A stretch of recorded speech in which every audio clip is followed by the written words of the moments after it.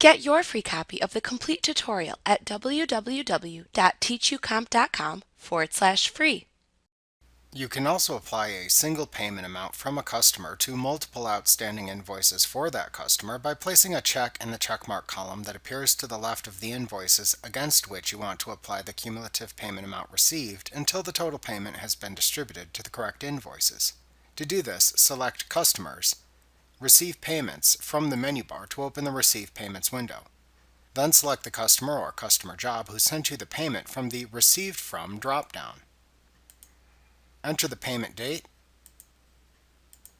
amount, and payment method at the top of this window.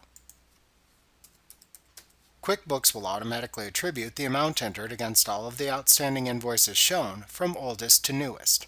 You can check and uncheck the invoices by clicking into the leftmost checkmark column to apply and remove payment amounts as needed until the entire amount received has been attributed to the correct invoices in the correct amounts. You can also change the amounts applied to each invoice if needed by changing the amounts shown in the payment column at the right end of the outstanding invoice list.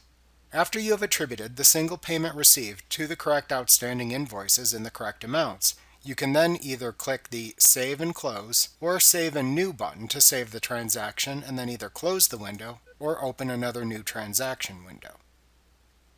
Like what you see? Pick up your free copy of the complete tutorial at www.teachucomp.com/free.